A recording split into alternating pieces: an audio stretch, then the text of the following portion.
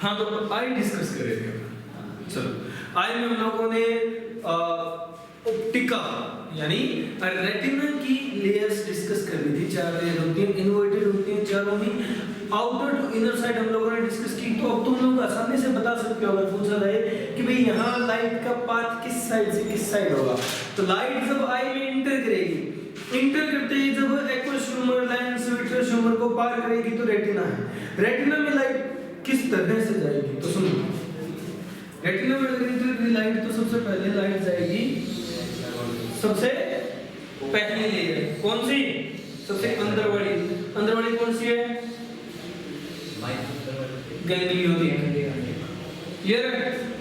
Ganglionic से फिर अंदर की तरफ जाएगी कहां, बाइपोलर, फिर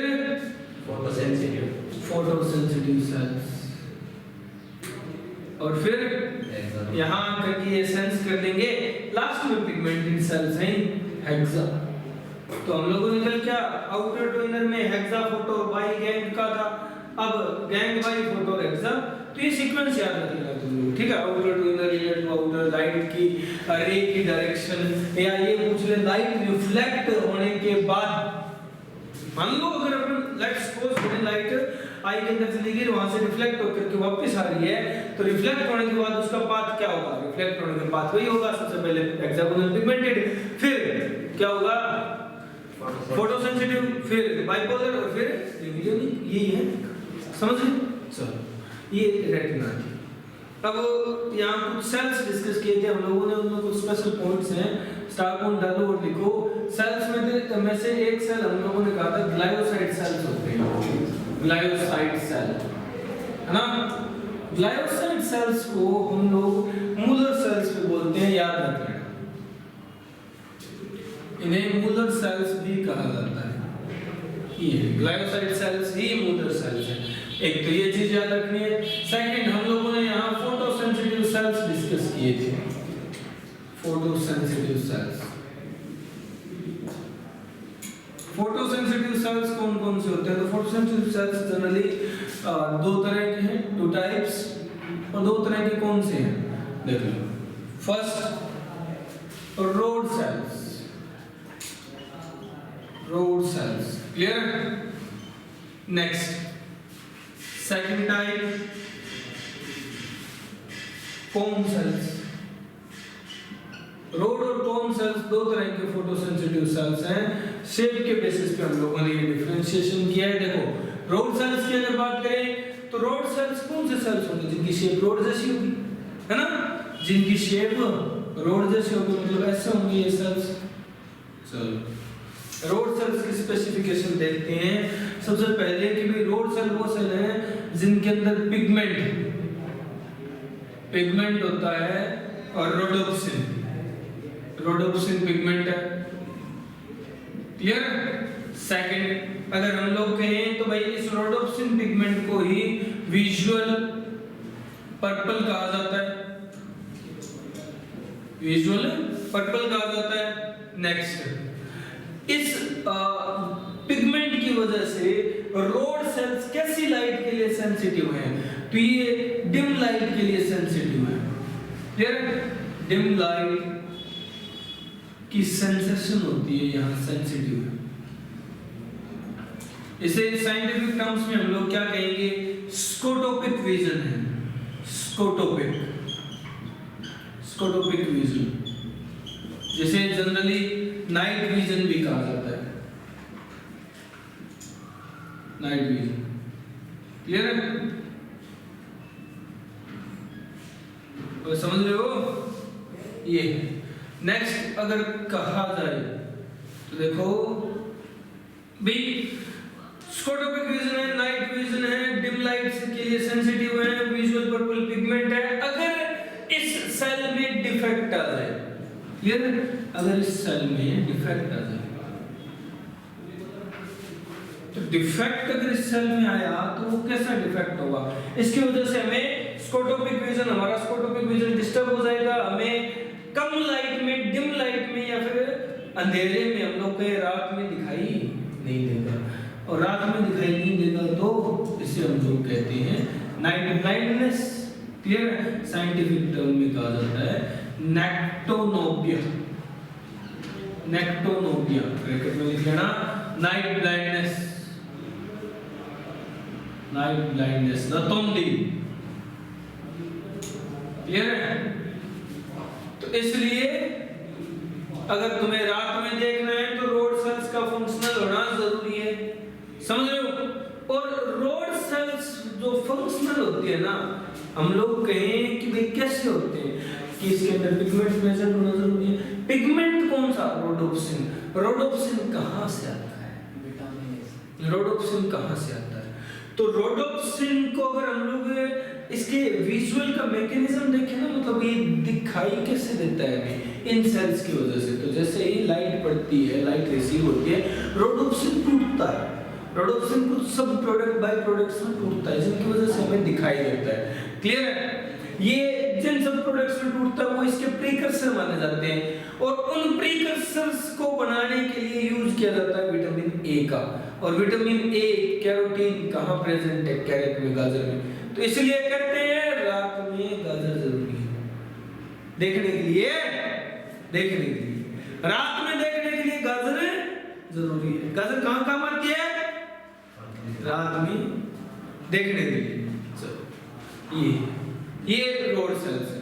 फिर अगर अपन बात करें कौन सेल्स की, तो देखो कौन सेल्स वो सेल्स होंगे जिनकी शेप कौन जैसी है, जिनकी शेप कौन जैसी है। क्लियर? समझो? बर्थडे बॉय टॉपिक जैसी। चलो इसके अंदर अगर पूछा जाए पिगमेंट कौन सा होता है, तो कौन सेल्स के अंदर पिगमेंट होता है? आयोडोप्सिन। आयोडोप्सिन। क्लियर? और आयोडोप्सिन पिगमेंट की वजह से कौन सेल्स फंक्शनल हो पाते हैं? इस आयोडोप्सिन पिगमेंट को अगर और भी टर्म दिया जाए तो इसे कहा जाता है विजुअल वॉयलेट। जैसे रोडोप्सिन को विजुअल पर्पल कहा गया, इसे विजुअल वॉयलेट कहा जाता है। नेक्स्ट, ये किसके लिए सेंसिटिव है? तो हम लोग कहेंगे sensitive for bright light. Bright light, bright light के लिए सेंसिटिव है। क्लियर है? और सेकंड कि यहां कलर डिफरेंशिएशन प्रेजेंट होती है। Colour differentiation, colour differentiation present है। क्यों? क्योंकि भाई ये जो कौन सेल्स है ना, इनमें 3 तरह का पिगमेंट प्रेजेंट होता है जो कलर के लिए सेंसिटिव है। जैसे हम लोग कहें, एक है सियानोलैब। सियानोलैब क्लियर है? ये प्रेजेंट है। एक एरिथ्रोलैब प्रेजेंट है, एरिथ्रोलैब प्रेजेंट है। और एक पिगमेंट प्रेजेंट है, तुम लोग कह सकते हो क्लोरोलैब। ये 3 पिगमेंट प्रेजेंट है जो कलर डिफरेंशिएशन के काम आते हैं। और इन्हीं के नाम से तुम लोगों को आइडिया लग गया होगा कैसे कलर की बात हो रही है। Cyanolabe blue colour differentiation. Clear है? समझ रहे हो? Erythrolabe red colour differentiation, red colour समझने के लिए, देखने के लिए। और क्लोरोलैब ग्रीन कलर के लिए सेंसिटिव। समझ गए? ये तो यहाँ कलर डिफरेंशिएशन भी प्रेजेंट होती है, ये याद रख लेना। सियानोलैब, एरिथ्रोलैब और क्लोरोलैब ये इंपॉर्टेंट है, पूछ लिए जाएगा। चलो भाई, अगर बात की जाए कौन सेल्स की, इनके अंदर अगर डिफेक्ट आ जाए तो क्या होगा? इनके अंदर डिफेक्ट आ जाए तो क्या होगा? तो देखो कौन सेल्स में डिफेक्ट आने पे होगा कलर ब्लाइंडनेस। कलर ही तो समझ नहीं आएंगे, रिकॉग्नाइज नहीं होंगे और दिखेंगे नहीं फिर। तो लिखो colour blindness, colour blindness. Clear है? कलर ब्लाइंडनेस ये इसके डिफेक्ट की वजह से। समझ रहे? समझ गए? और समझ गए? चलो ये कौन सेल्स में आने वाले डिफेक्ट का रीजन है। ठीक है? ये कौन सेल्स हैं और ये रोड सेल्स हैं। समझ नोट किया, जल्दी उठाओ हो गया, चलो शाबाश। तो रोड और कौन सेल्स याद रख लेना, pigment visual purple visual violet, dim light sensitive है वो ब्राइट लाइट के लिए है, उनके अंदर कलर डिफरेंशिएशन भी प्रेजेंट होगा, ब्लू रेड ग्रीन के लिए परफेक्ट कलर डिफरेंशिएशन है, और डिफेक्ट कलर ब्लाइंडनेस ये स्कोटोपिक विजन नाइट विजन को बोलते हैं हम लोग, उसके लिए सेंसिटिव, और defect nyctalopia night blindness. Clear है, समझ चलो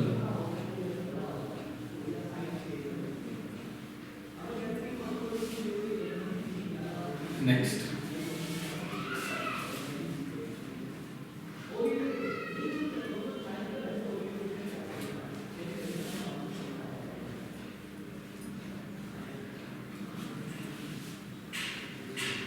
ये भाई फोटो सेंसिटिव सेल्स की बात होगी, उनके पिगमेंट की और ये सब कुछ सारे पॉइंट डिस्कस करेंगे, ठीक है। अब अपन नेक्स्ट पॉइंट डिस्कस करते हैं, ये कंप्लीट तो रेटिना लेयर कंप्लीट होगी। अब इस तरह तो तीनों लेयर्स कंप्लीट होगी जिसमें आईबॉल का स्ट्रक्चर बनाया था। कौन कौन सी तीन layer, fibrous tunic, vascular tunic और न्यूरोसेंसरी लेयर, तीनों कंप्लीट हो चुके हैं। क्लियर।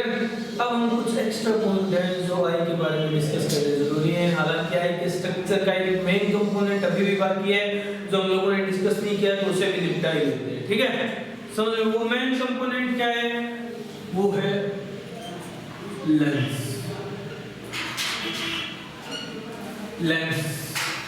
लेंस आई का जो लेंस है उसे जान देते हैं अपन, उसके बारे में डिस्कस करेंगे। क्लियर है, समझ गए। चलो तो अगर बात की जाए तो लेंस कैसा है, लेंस आई का जो लेंस बना हुआ है वो कैसा है, तो फर्स्ट ऑफ ऑल क्रिस्टलाइज्ड है।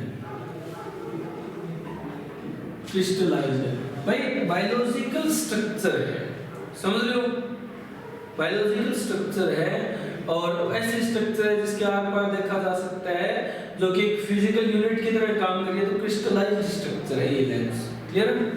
नेक्स्ट सेकंड भी कैसा होता है, अगर बात की जाए शेप की तो अगर आई के लेंस की बात की जाए ना तो ये बाई कॉन्वेक्स है।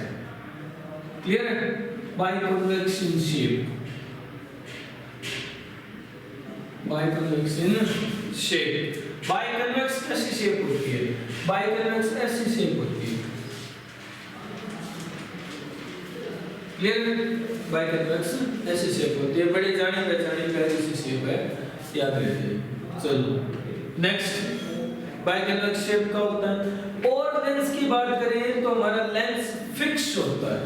क्लियर है, फिक्स मतलब इसकी पोजीशन फिक्स है। फिक्स किससे है, तो देखो with the help of suspensory ligaments,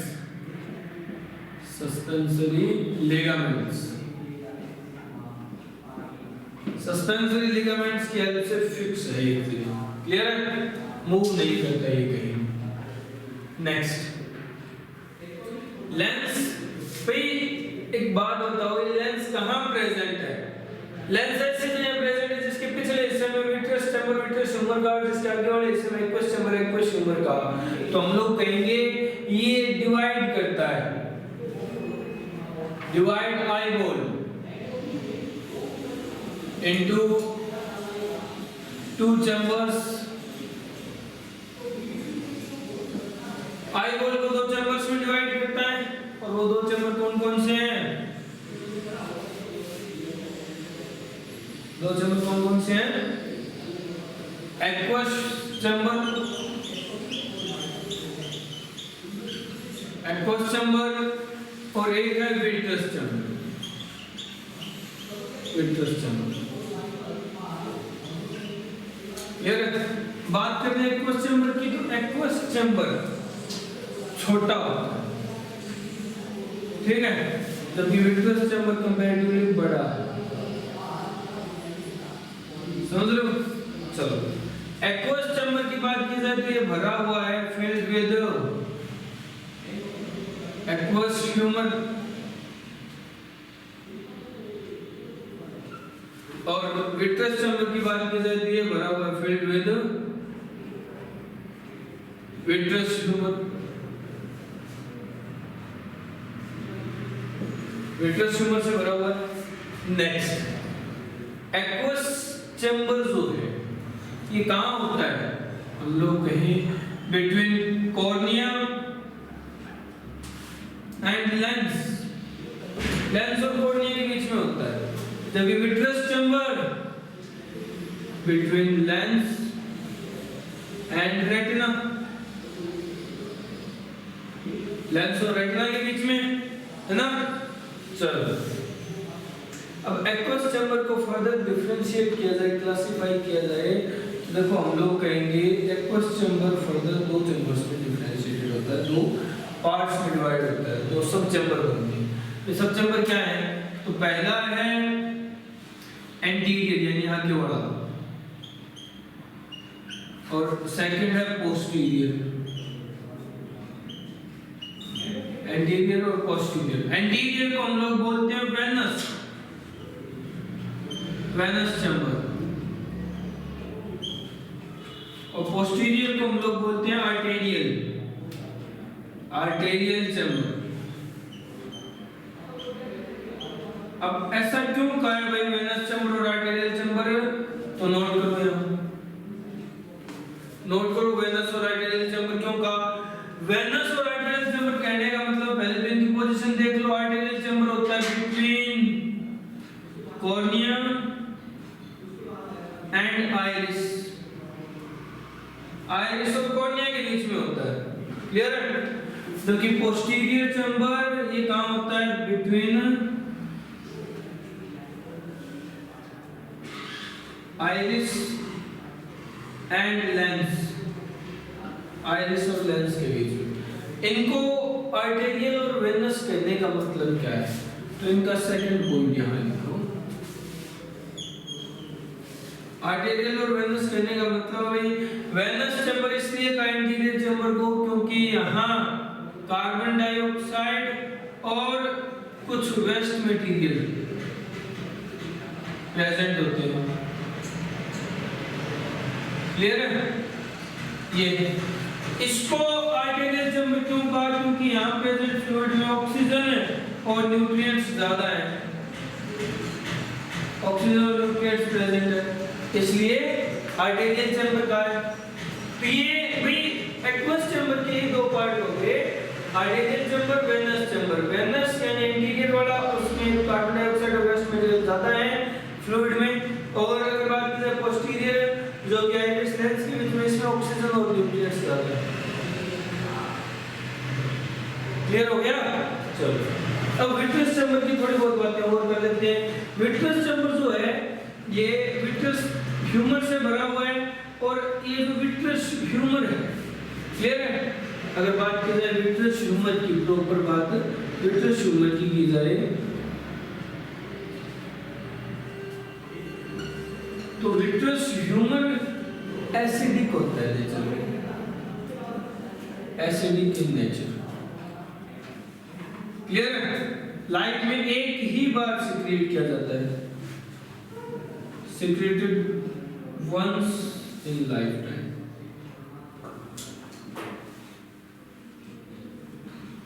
जब आंखें बनती है उसी वक्त स्टार्टिंग में एक बार सिक्रेट किया जाता है, ये तो चेंज होता रहता है, ये चेंज नहीं होता, क्लियर है, समझिए। इसमें क्या कुछ प्रेजेंट होता है अगर पूछा जाए तो यहाँ हाइलुरोनिक एसिड प्रेजेंट होता है, क्लियर है। सेकंड अगर पूछा जाए तो भाई यहां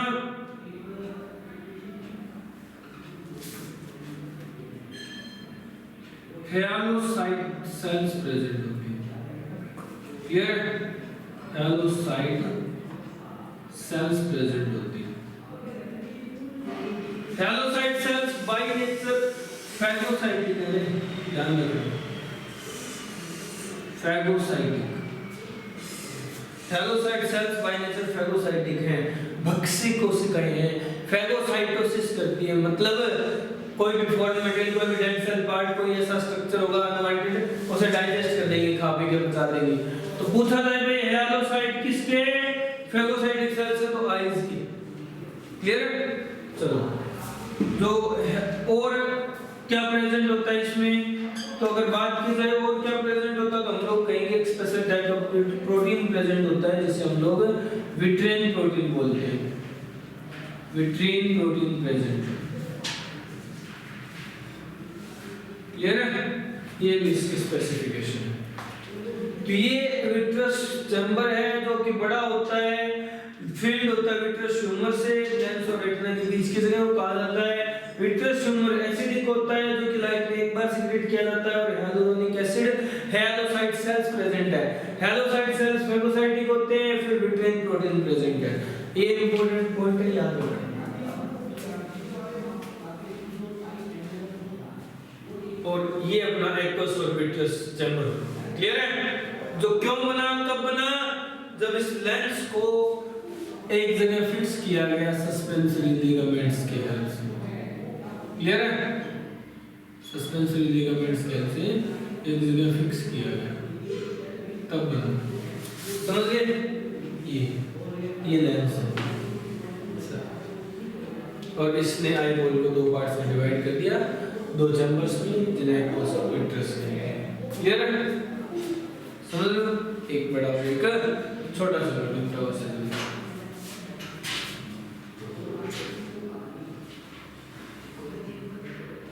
हो गया?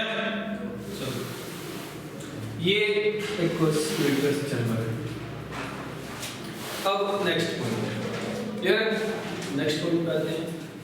आई के बारे में थोड़ा बहुत और पढ़ लेते हैं। देखो अब हम क्या बात करेंगे भाई, आई का स्ट्रक्चर हो गया, ये एक्स्ट्रा पॉइंट ये कंप्लीट हो गए। तो समझो कि भी हम लोगों ने कहा था कॉर्नियल नरिशमेंट प्रोवाइड करने के लिए रात में एक्वस ह्यूमर काम आता है। अब एक्वस ह्यूमर के पास न्यूट्रिशन कहाँ से आएगा? एक्वस ह्यूमर के पास न्यूट्रिशन आएगा ब्लड से, और ब्लड आई में, आई के कांटेक्ट में कैसे आता है, ब्लड आई तक कैसे पहुंचता है, ये देख लेते हैं। ठीक है? चलो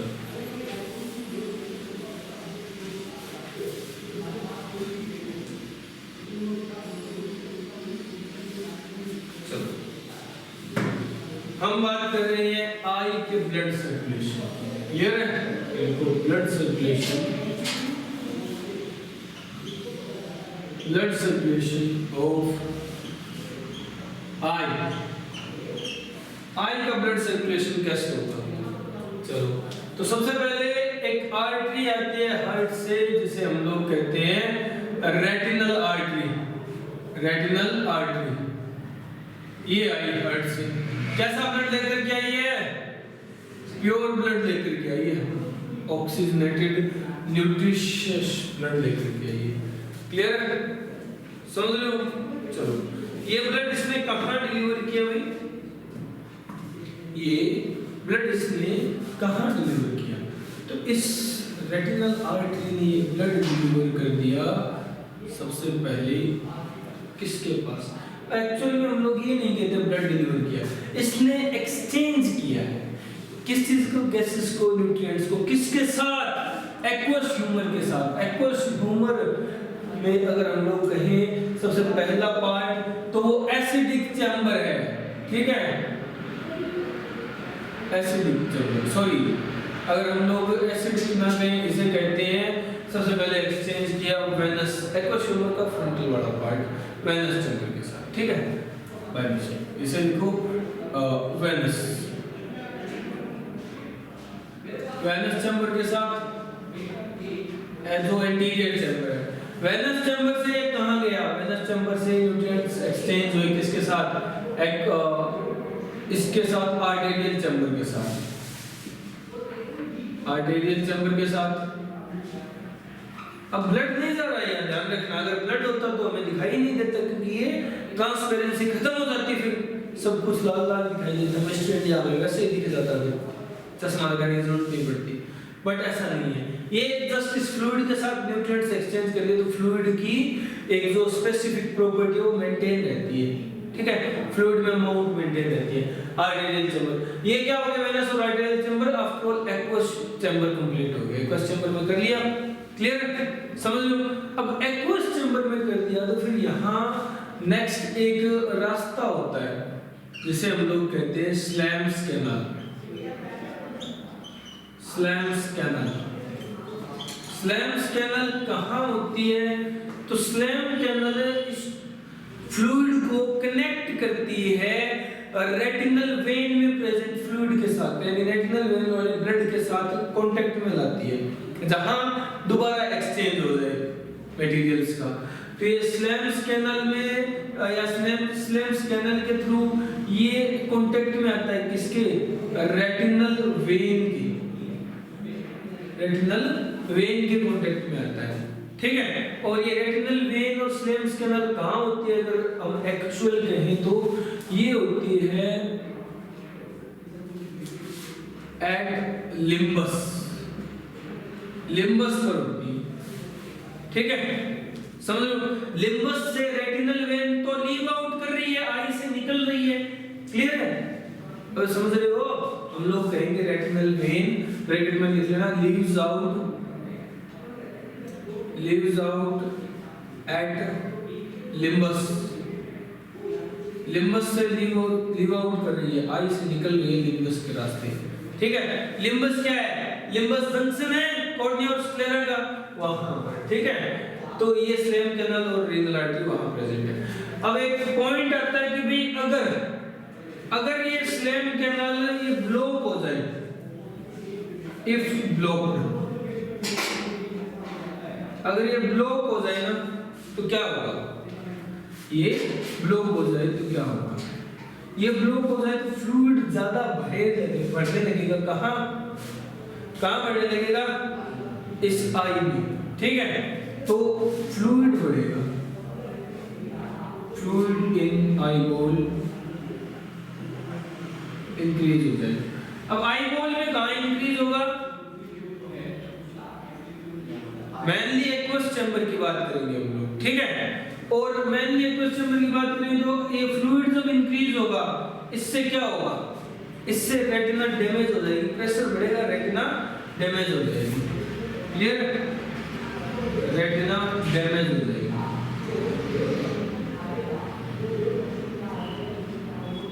क्लियर? और इस कंडीशन को हम लोग कहते हैं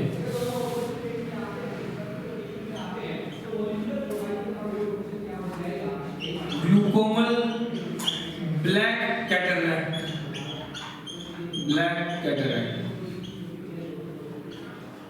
ग्लूकोमल ब्लैक कैटरैक्ट, ठीक है। काला मोतिया जिसे कहते हो ना तुम लोग, ये वो है ग्लूकोमल ब्लैक कैटरैक्ट, ये हो जाएगा, समझ लो। काला मोतिया क्यों होता है? स्लैम कैनाल के बंद होने से, स्लैम कैनाल ब्लॉक हुई, आईबॉल में फ्लूइड भरेंगे तो रेटिना डैमेज हो जाएगी, रेटिना डैमेज हो जाएगी तो ये ग्लूकोमल ब्लैक कैटरैक्ट हो जाएगा।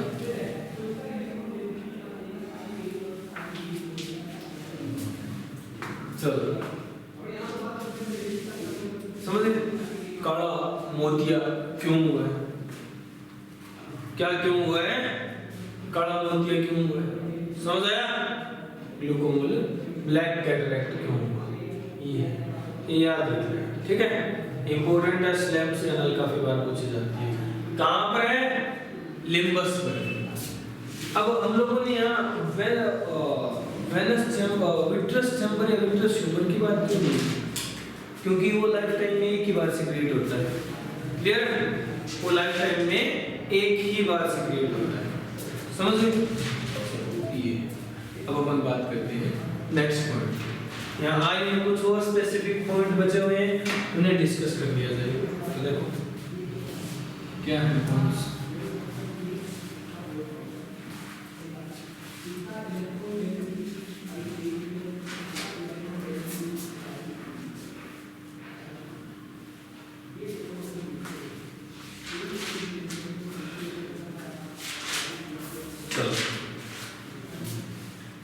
कई बार कुछ टर्म्स पूछ ली जाती हैं आई से रिलेटेड, जैसे अगर हम लोग कहें तो हेलोइड लेयर और हैलोइड कैनाल पूछ ली जाती है। क्लियर? तो पॉइंट है hyaloid layer and hyaloid canal. Hyaloid layer and hyaloid canal ये पूछ ली जाती है कई बार। अब ये तुम लोग कैसे शो करोगे? तो देखो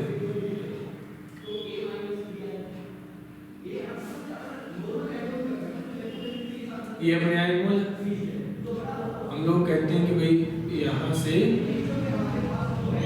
लीव आउट करेंगे, क्या लीव आउट करेंगे, और ये सामने का थोड़ा सा बल्जिंग पोर्शन है कॉर्निया, ठीक है। यहाँ प्रेजेंट है अपना लेंस। क्लियर? ये क्या है? लेंस प्रेजेंट है। तो इस तरह से ये रेटिना के अंदर की तरफ इस तरह से प्रेजेंट होती है ये हैलोइड लेयर। क्लियर है? रेटिना के भी अंदर, और ये हैलोइड लेयर ही इस तरह से हैलोइड कैनाल बनाती है। समझ गए? ये तो इस लेयर को तो हम लोग बोलते हैं हैलोइड लेयर, और ये जो कैनाल बनी है इस कैनाल को बोला जाता है हैलोइड कैनाल। ये टर्म्स समझ लो, जो डायरेक्ट लेंस से जुड़ी हुई है, लेंस और ब्लाइंड स्पॉट के बीच में है, ये हैलोइड कैनाल है। क्लियर? तो समझ गए? एक फिर यहाँ टर्म पूछ ली जाती है रेटिनल एक्सिस और optical axis. Retinal and optical axis,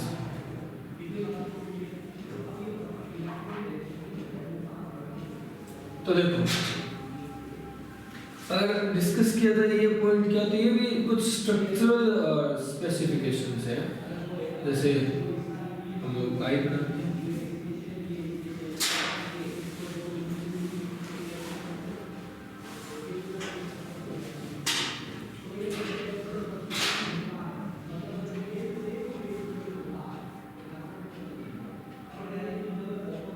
ये लेंस, ठीक है।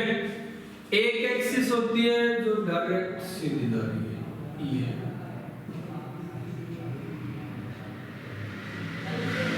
एक हम लोग कहते हैं वो एक्सिस है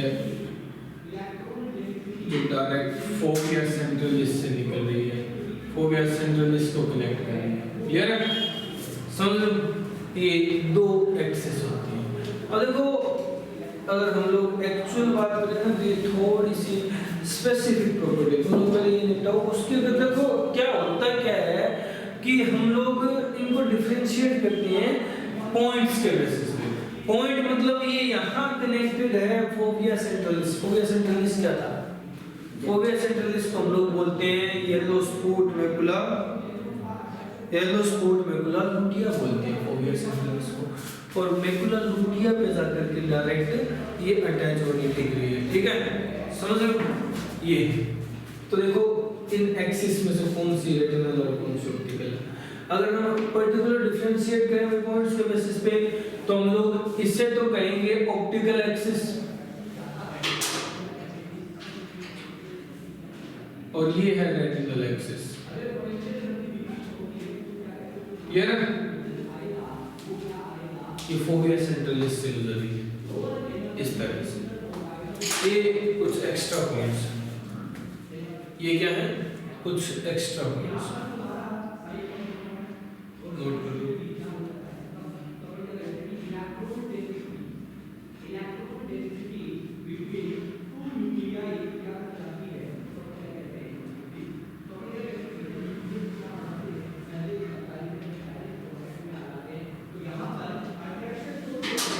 जल्दी करो।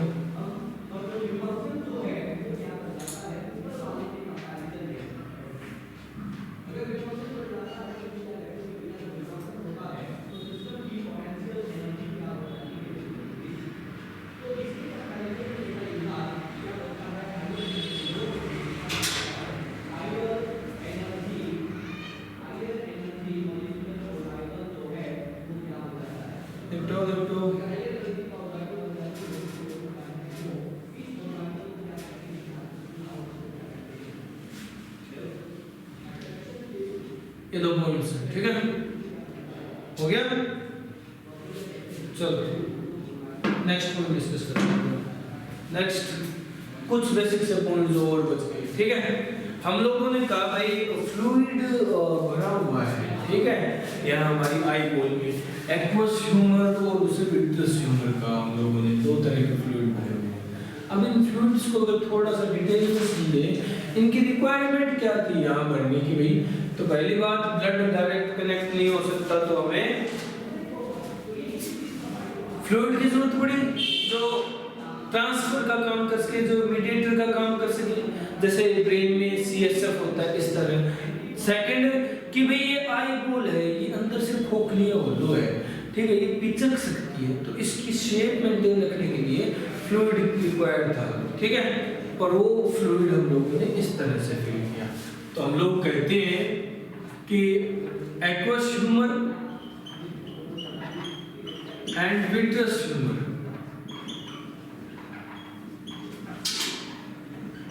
aqueous humor and vitreous humor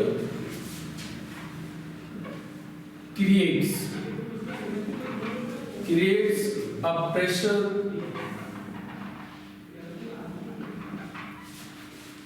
in eyeball which maintain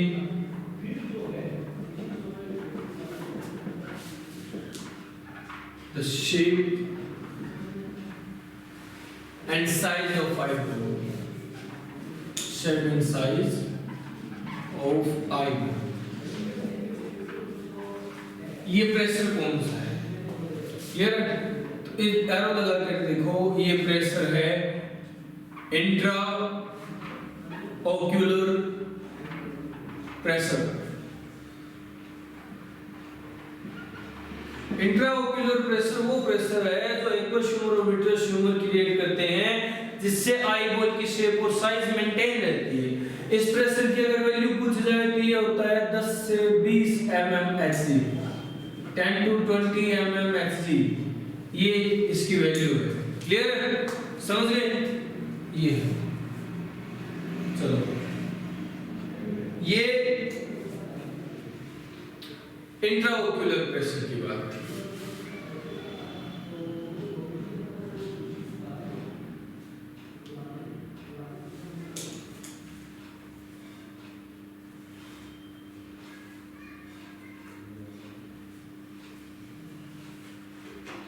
जल्दी नोट करो।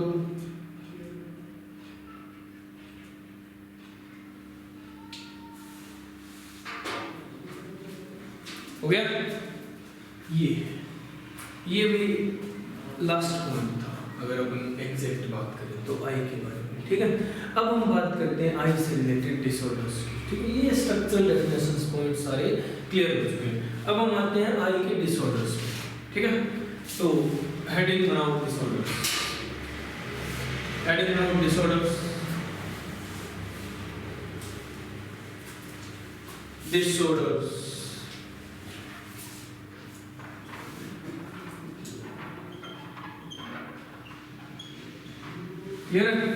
डिसऑर्डर में सबसे पहले हम लोग बात करेंगे, डिसऑर्डर होता है ज़ीरोप्थेल्मिया।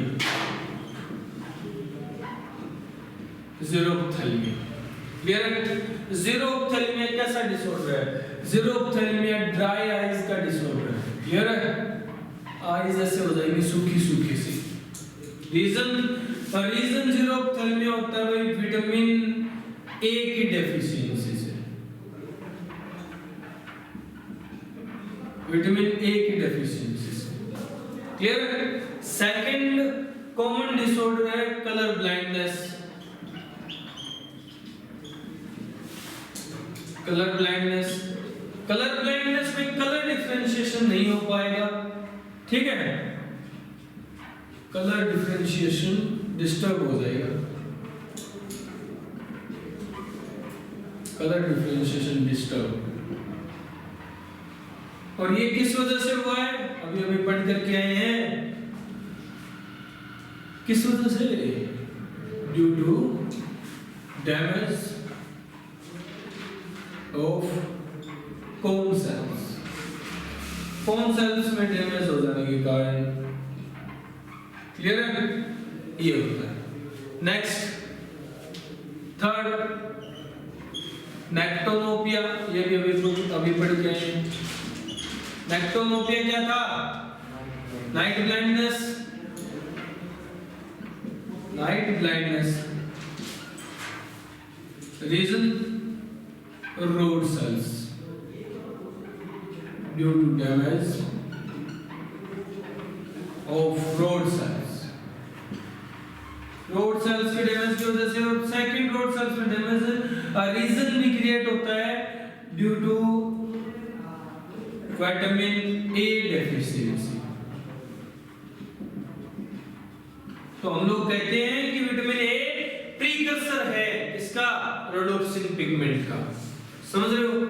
चलो, ये कॉमन डिसऑर्डर्स थे, बहुत नॉर्मल वाले निपटाओगे, जल्दी निपटाओ।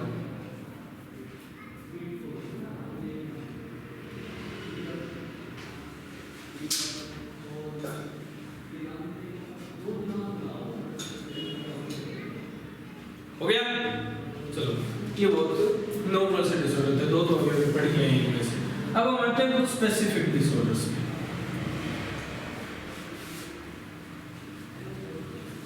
स्पेसिफिक डिसऑर्डर्स को देखो। फोर्थ डिसऑर्डर है मायोपिया। कौन सा पिया? मायोपिया। चलो, मायोपिया को हम लोग कहते हैं short sightedness, short sightedness, short sightedness, या फिर इसे कहा जाता है नियर साइटनेस, नियर साइटनेस। क्या होता है इस डिसऑर्डर में? इस डिसऑर्डर में नजदीक के ऑब्जेक्ट्स हमें क्लियर दिखाई देते हैं, क्लियर है? समझो, नियर बाय ऑब्जेक्ट जो है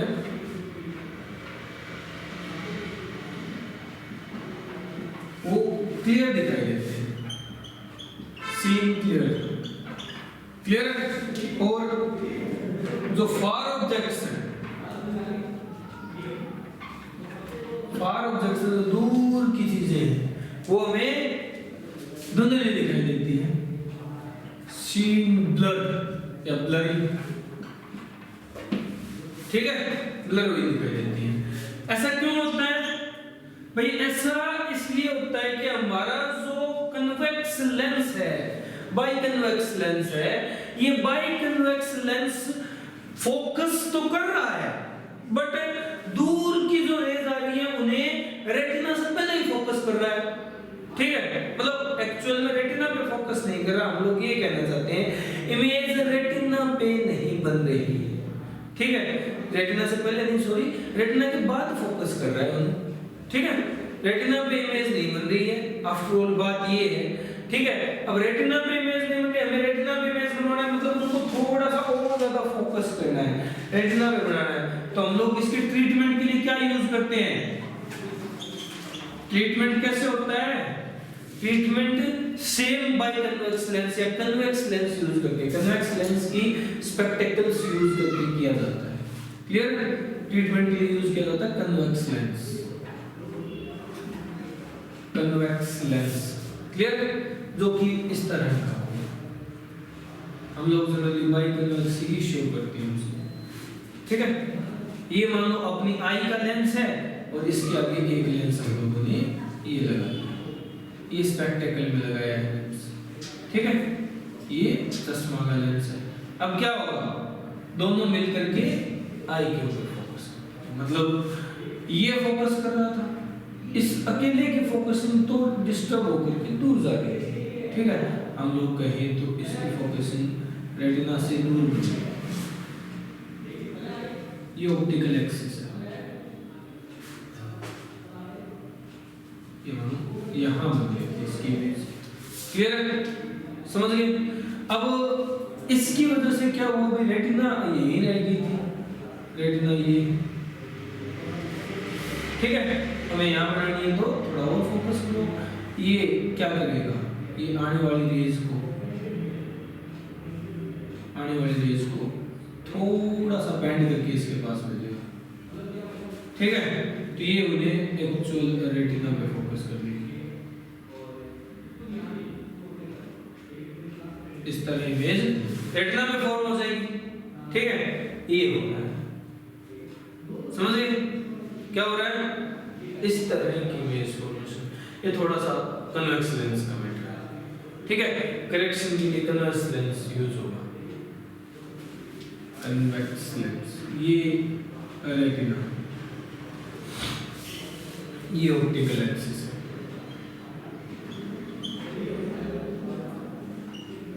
क्लियर है। ये हो गया। ये कौन सा डिसऑर्डर है, मायोपिया, शॉर्ट साइटनेस। नेक्स्ट अगर हम लोग बात करें सेकंड डिसऑर्डर की, तो सेकंड डिसऑर्डर ये हो गया तुम लोगों का, नोट कर लिया, निपटा लिया, जल्दी निपटाओ, जल्दी निपटाओ, जल्दी।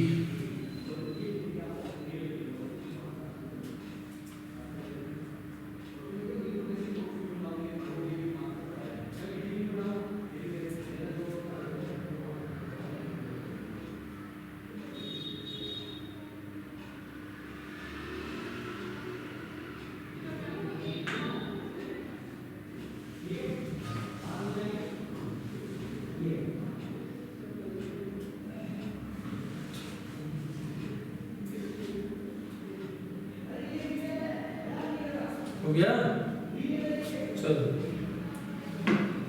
अब अपन नेक्स्ट इंपॉर्टेंट डिसऑर्डर करते हैं। ये है फिफ्थ डिसऑर्डर कौन सा है, तो नोट करो। फिफ्थ है हाइपरमेट्रोपिया। हाइपरमेट्रोपिया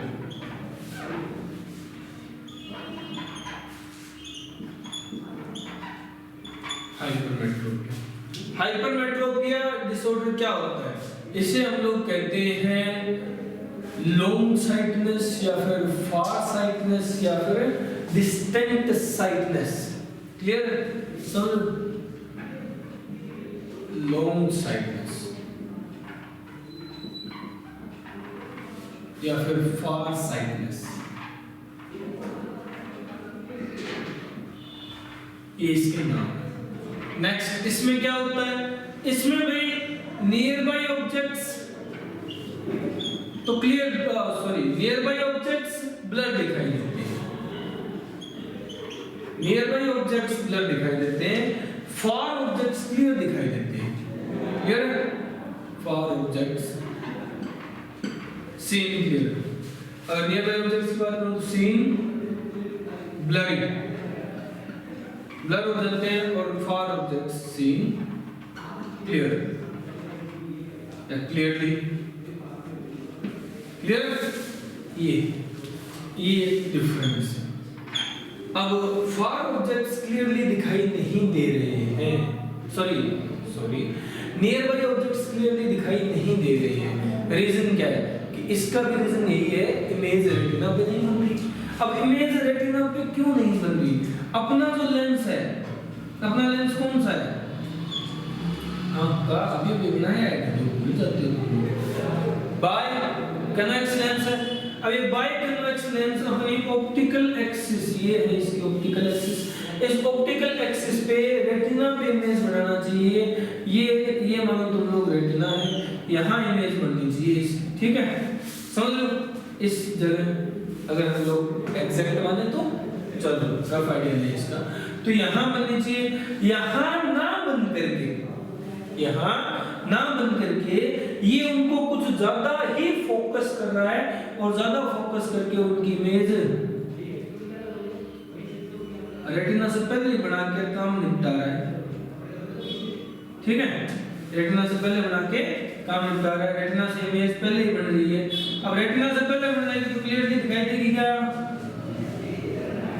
नहीं देगी ना, क्लियरली दिखाई, तो ये इमेज यहाँ बन गई।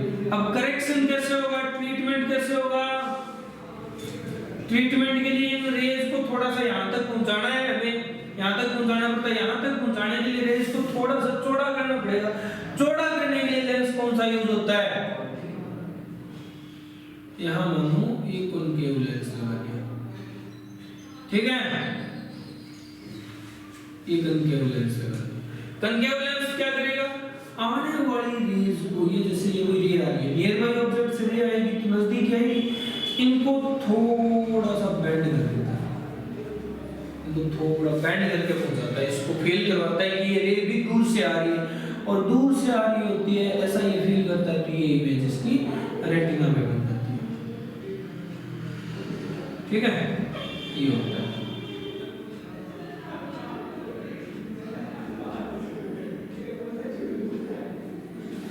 ठीक है, ये हो रहा है। तो ट्रीटमेंट के लिए क्या यूज हुआ, कनकेव लेंस, ये है हाइपरमेट्रोपिया, ये क्या है hypermetropia, for sightedness, long sightedness, distant sightedness, तो माइओपिया और हाइपरमेट्रोपिया ये कंप्लीट होती है। ठीक है, नोट करो इसे, जल्दी निपटाओ,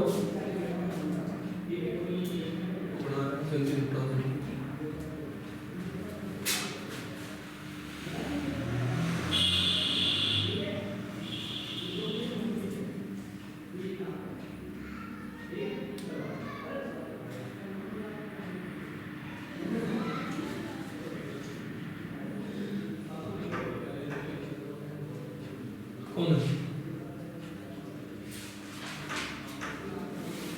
हो गया, चलो अब अपन बात करते हैं नेक्स्ट डिसऑर्डर, ये हाइपरमेट्रोपिया।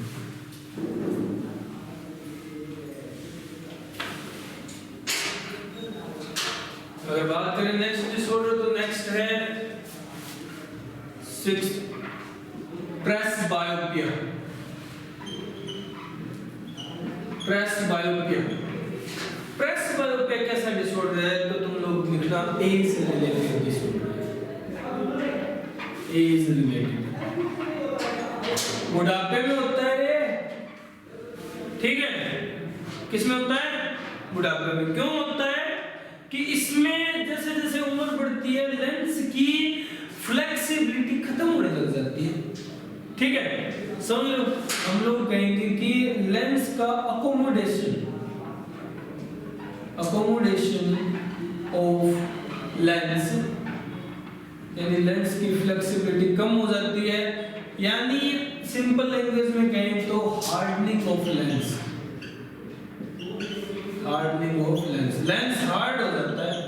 क्लियर, समझिए, लेंस हार्ड हो जाता है, अकोमोडेट नहीं कर पाता, तो इस वजह से इमेज एग्जैक्ट नहीं बन पाती जहां बननी चाहिए थी, और हमें नजर नहीं आता क्लियर।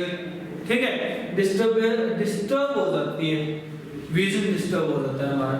तो इसका ट्रीटमेंट कैसे किया जाए, लेंस में डिस्टरबेंस हुई है ना, लेंस हार्ड हुआ है, तो हम लोग क्या करेंगे, लेंस हार्ड हो गया, अब ये एक जैसा ही रह गया, मतलब जैसा अगर दूर की लाइट है लेंस को थोड़ा अकोमोडेशन करके फैलना पड़ता है, नजदीक की लाइट है लेंस को थोड़ा कम होना पड़ता है, ऐसी अकोमोडेशन होती है, मतलब लेंस चौड़ा होता है, कम होता है, ऐसा होता है।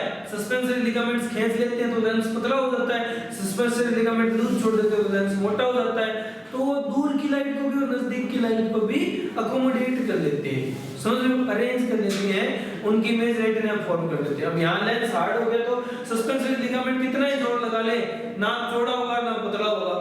ठीक है, तो इसमें दूर का भी डिस्टर्ब होगा, नजदीक का भी डिस्टर्ब होगा, समझ लो, दोनों ही विजन डिस्टर्ब होंगे, दोनों विजन डिस्टर्ब होंगे। तो इसके ट्रीटमेंट के लिए,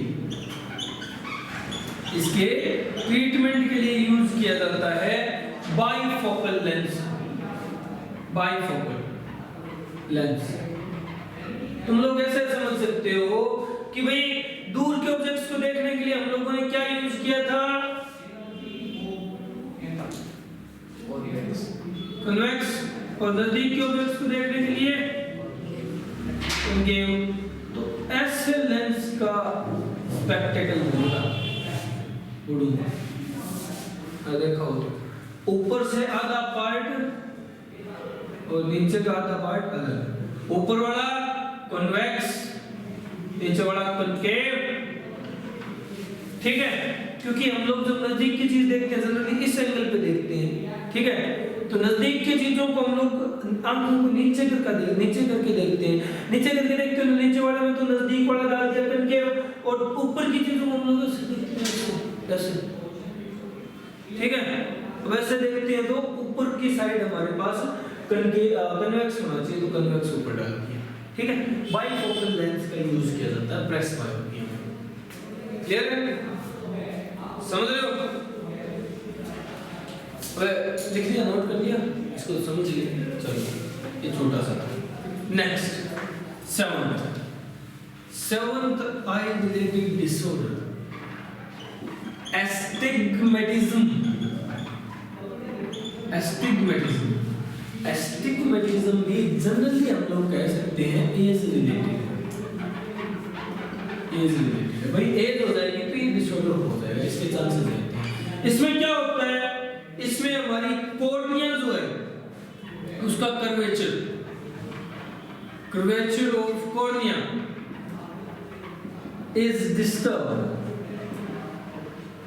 कॉर्निया का कर्वेचर डिस्टर्ब हो जाएगा, मतलब कॉर्निया जो ऐसे होनी चाहिए थी ना, वो अब कैसे हो जाएगी, मान लो वो ऐसी हो गई, ठीक है, समझ लो, कॉर्निया का कर्वेचर डिस्टर्ब हो गया, तो इसमें इमेज क्लियर फॉर्म नहीं हो पाएगी, क्योंकि कॉर्निया जब रे आएगी तो कॉर्निया उसको थोड़ा सा डेविएट कर देगी किसी भी तरफ। कर्वेचर डिस्टर्ब हो गया ना, तो कॉर्निया डेविएट कर देगी, तो रे सही से नहीं जा पाएगी, इमेज से नहीं बन पाएगी, तो ये दिक्कत आ जाती है। फिर क्या किया जाता है इसके लिए यूज किया जाता है, ट्रीटमेंट होता है इसका। अगर लेंस ही लगाने हो तो हम लोग यहाँ ट्रीटमेंट में बताते हैं सिलेंड्रिकल लेंस यूज किए जाते हैं, और अगर एक्चुअल ट्रीटमेंट हो तो हम लोग कहते हैं कि भाई ट्रांसप्लांटेशन कर लो कॉर्निया का,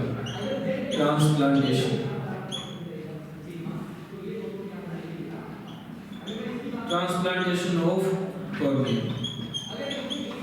ये होगा, ठीक है। दोनों ट्रीटमेंट है, कॉर्निया ट्रांसप्लांट कर लो, क्योंकि ट्रांसप्लांटेबल कैन बी डोनेटेड, हम लोगों ने लिखा है कॉर्निया में ब्लड वेसल्स नहीं होती। सिलेंड्रिकल लेंस यूज कर लो, तो जिनके देखा है तुम लोगों ने भारी भरकम बड़े चश्मे किसी के देखे होंगे बुड्ढे, वो इसलिए होते हैं क्योंकि उनका कॉर्निया कर्वेचर डिस्टर्ब होता है, क्लियर, समझ। ये एस्टिग्मेटिज्म है, याद रख लेना, बाकी तो याद रह भी जाएंगे स्टार्टिंग वाले तीन, इन चारों में कंफ्यूजन होता है, मायोपिया, हाइपरमेट्रोपिया, प्रेस बायोपिया, एस्टिग्मेटिज्म, ये चारों इंपॉर्टेंट है, क्वेश्चन देते हैं आई से, ठीक है, समझिए। अब भाई एक हमारा जो लेंस है ना, जहां हम लोगों ने लिखा है क्रिस्टलाइज्ड है, तो क्रिस्टलाइज्ड के साथ ही लिख लेना, वहां लेंस में भी ब्लड वेसल्स नहीं होती रे, लेंस में भी ब्लड वेसल्स एब्सेंट है, डीवी नहीं है लेंस के पास, ब्लड सप्लाई नहीं होती, ठीक है। ये पॉइंट, ये हमारी आई थी, ये आई के स्ट्रक्चर्स, फंक्शंस, डिसऑर्डर्स सारे कंप्लीट कर दिए हम लोगों ने, क्लियर है। अब नेक्स्ट लेक्चर से हम लोग नेक्स्ट रिसेप्टर हमारे ईयर की स्टार्टिंग करेंगे, ओके।